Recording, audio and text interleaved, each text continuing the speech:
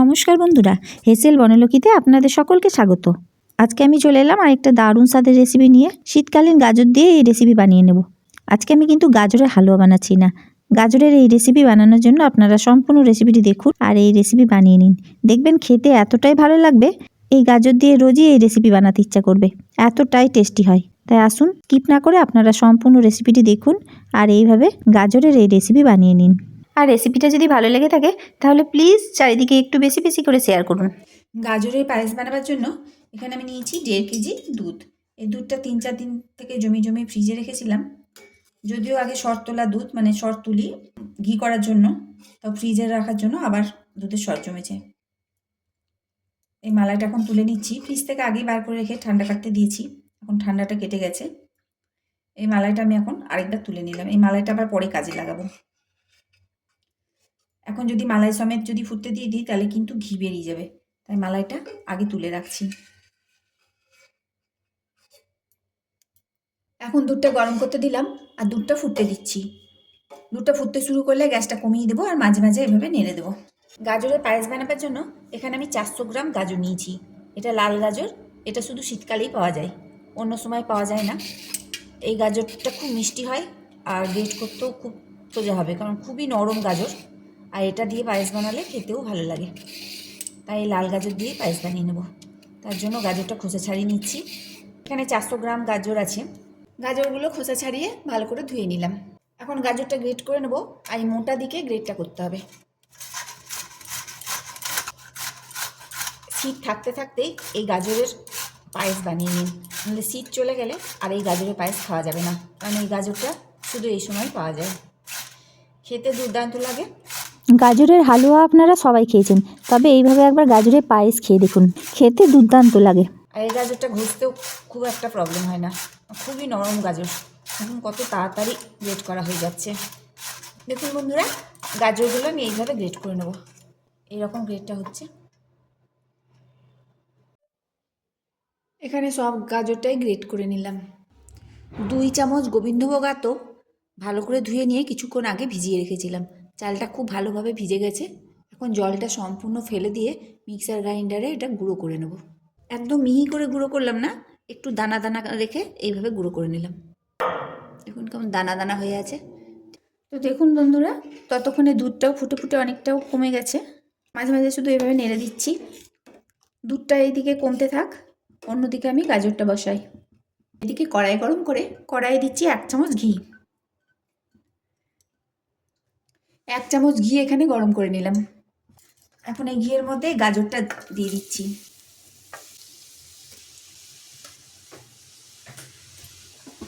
তিন থেকে 4 minute high ফ্লেমে গাজরটা ভেজে নেব।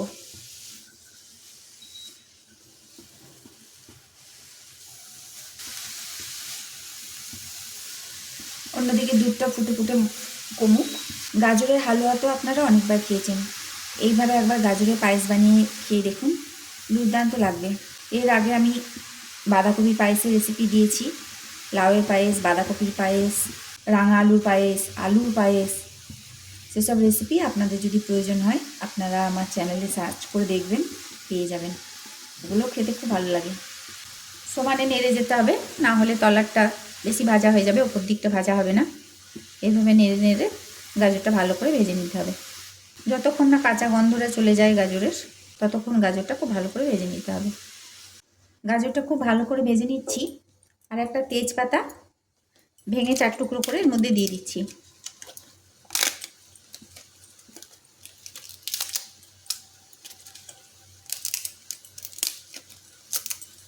বড় সাইজের বলে 4 টুকরো করে দিলাম। গাজরটা হাই ফ্লেমে 3 থেকে 4 মিনিট খুব ভালো করে ভেজে নিলাম। গাজরের কাঁচা গন্ধটা এখন চলে গেছে, আর গাজরটা দেখুন কীরকম সফট হয়ে গেছে, একবারে খুব ভালোভাবে ভাজা হয়ে গেছে। এখন যে চালটা গুঁড়ো করেছিলাম সেই চালটা এর মধ্যে দিয়ে দিচ্ছি।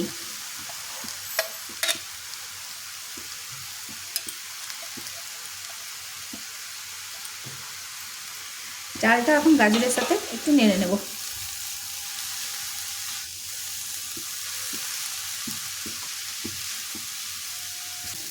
এক মিনিট মতো নেড়ে নিলাম।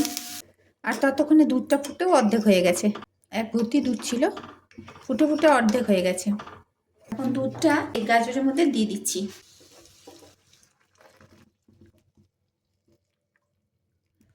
খুব ভালো করে মিশিয়ে নিতে হবে। এই সময় একটু ঘাটতে হবে, নইলে চালগুলো গোটা পেকে যাবে। এইভাবে একটু ঘেটে নিলেই চালগুলো গলে যাবে। কমলা গাজরটা সারা বছরই পাওয়া যায়, কিন্তু এই লাল গাজরটা সারা বছর পাওয়া যায় না, শুধুমাত্র এই শীতকালে পাওয়া যায়। আর এই লাল গাজরটা খেতে খুবই মিষ্টি হয়, তাই এই গাজরের পায়েসও খেতে খুবই ভালো লাগে। তাই শীত থাকতে থাকতে এই পায়েস একবার অন্তত বানিয়ে দেখুন। আশা করি আপনাদের সবারই ভালো লাগবে, দেখবেন ছোট থেকে বড় অবধি সবার পছন্দ হবে। এখন ফুটতে শুরু করলো। হাই ফ্লেমে এটাকে 5 মিনিট আরও ফুটিয়ে নেব, যতক্ষণ না পুরু হয়ে আসে ততক্ষণ অবধি ফোটাতে হবে। দেখুন বন্ধুরা, এটা আমি হাই ফ্লেমে এখন 5 মিনিট ফুটিয়ে নিয়েছি। 5 মিনিট পর নেড়ে আপনাদের দেখাচ্ছি। দেখুন কতটা পুরু হয়ে গেছে আগের থেকে।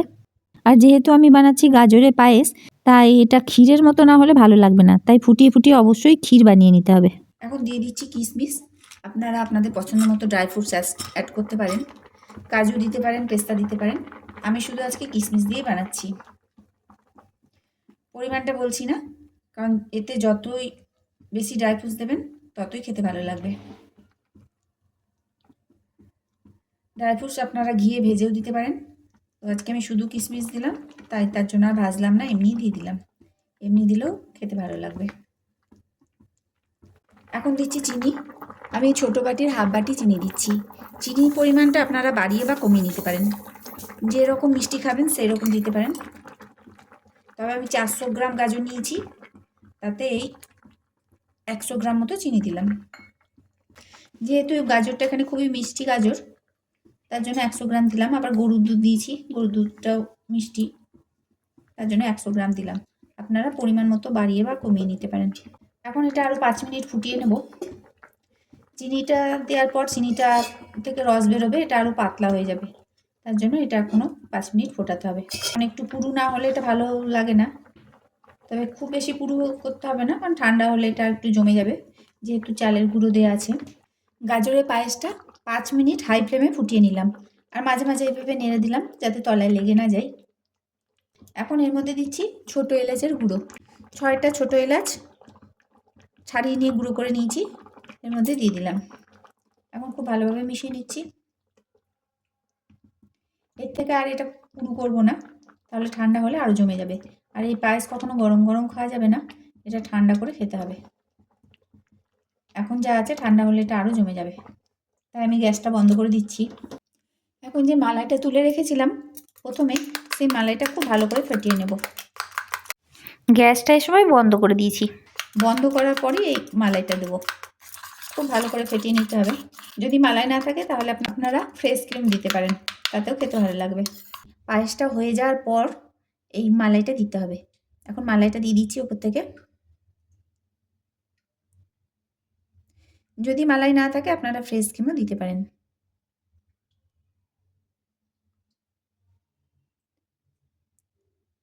আমার গাজরের পায়েস হয়ে গেল। সমস্ত রেসিপিটি দেখার জন্য হেসেল বনলক্ষ্মীর তরফ থেকে অসংখ্য ধন্যবাদ।